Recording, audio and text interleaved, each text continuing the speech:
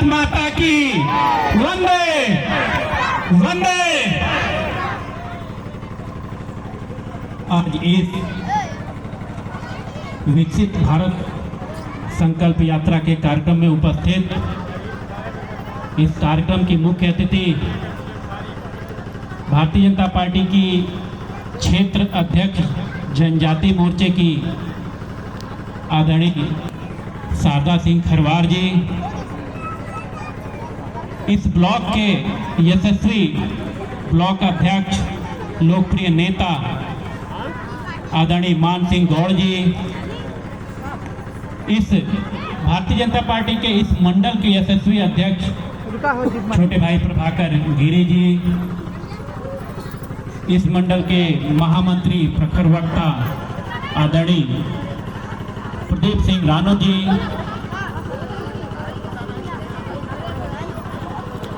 इस कार्यक्रम को आयोजित करने वाले नोडल अधिकारी एडीओ पंचायत काशीराम ठाकुर जी, शैलेश राम जी, डॉक्टर राजन सिंह जी, गिरीश त्रिपाठी जी, रणवीर सिंह जी, मनीष जी, ग्राम प्रधान संगीता देवी जी, बुद्धि नारायण जी, यहाँ उपस्थित सभी विभागों के सभी अधिकारीगण, कर्मचारीगण, सामने बैठे माताएं बहनें, पीछे बैठे युवा साथी, मेरे भाई बंधु और प्यारे प्यारे बच्चों, मित्रों, 2014 में माननीय प्रधानमंत्री नरेंद्र मोदी जी की सरकार बनी। उन्होंने सबसे पहले इस देश के गरीबों के लिए तमाम योजनाएं निकाली, जैसा कि इस सरकार की विचारधारा है अंत्योदय, कि जब तक समाज के अंतिम कड़ी में खड़े व्यक्ति का विकास नहीं होगा तब तक समाज का विकास नहीं माना जा सकता। आज उसी परिकल्पना के तहत तमाम योजनाएं आपके समक्ष हैं, चाहे वह शौचालय की योजना हो, चाहे वह आवास की योजना हो, चाहे वह किसान सम्मान निधि हो, ऐसे तमाम योजनाएं उसी विचारधारा के तहत ये सरकार आपके समक्ष ले आई है। और ऐसा आपको देखने को मिल रहा है कि अधिकारी, सभी विभागों के अधिकारी कर्मचारी आपके द्वार खड़े हैं कि बताइए किस योजना का आपको लाभ नहीं मिला है, हम वो योजना का आपको लाभ देंगे। ऐसा कभी पहले की सरकारों में होता था? नहीं होता था। मित्रों, माननीय प्रधानमंत्री मोदी जी की यह संकल्पना है कि 2047 तक इस देश को विकसित राष्ट्र की श्रेणी में खड़ा किया जाए।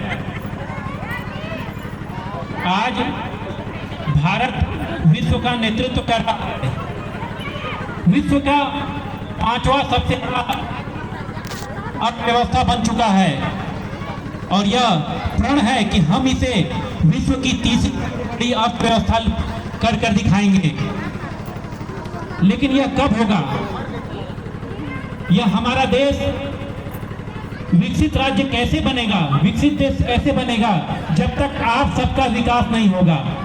हम किसी राष्ट्र को विकसित देश की श्रेणी में खड़ा कर दें और उस राष्ट्र के नागरिकों को यदि आवास नहीं हो, शौचालय नहीं हो, पानी नहीं हो, तो कैसे माना जाएगा? नहीं माना जाएगा ये।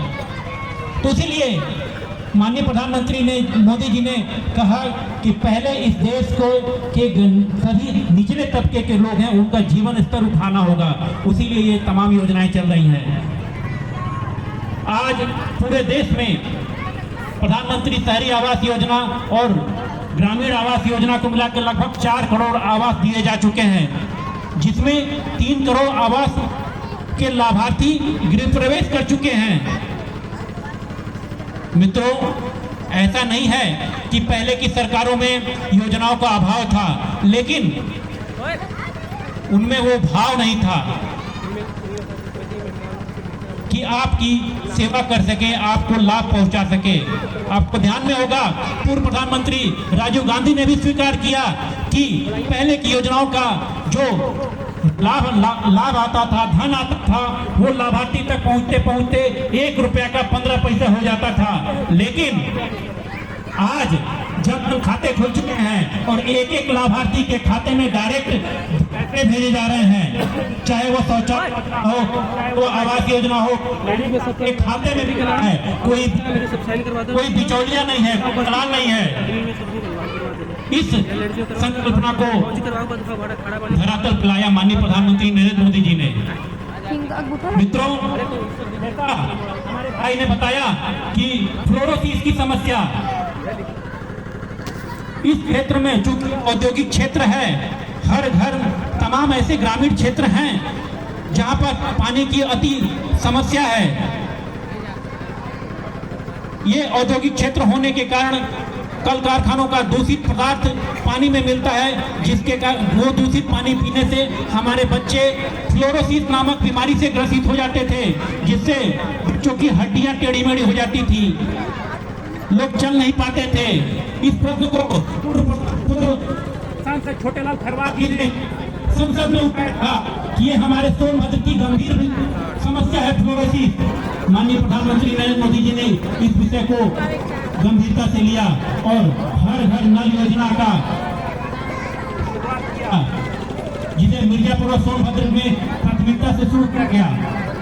आपके घर घर तक कुछ ही दिनों में नल पहुंच जाएगा, जिसमें जो पानी ये बोतल में पहन रहे हैं, पी रहे हैं, जिस तरह का स्वच्छ पानी, इस तरह का स्वच्छ पानी आप सबके घर घर में नल में मिलेगा।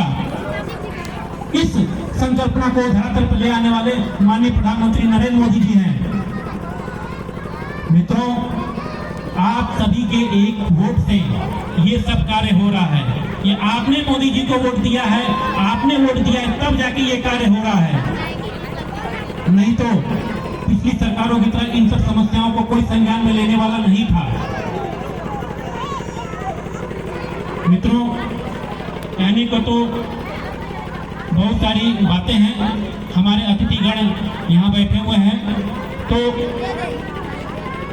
मैं यही आपसे आग्रह करना चाहूंगा कि आपकी जो भी समस्या हो, अपने आपके लोकप्रिय ब्लॉक प्रमुख यहाँ बैठे, जो हर हमेशा किसी तरह की भी कोई समस्या हो, इनसे मिलिए, हमारे एडीओ साहब से मिलिए, ग्राम प्रधान से मिलिए। कोई भी समस्या हो, कोई योजना का लाभ यदि आपको नहीं मिल रहा है तो आप संबंधित अधिकारियों से मिलिए, आपको उस योजना का अवश्य लाभ मिलेगा। इन्हीं सब बातों के साथ मैं अपनी वाणी को विराम देना चाहूंगा।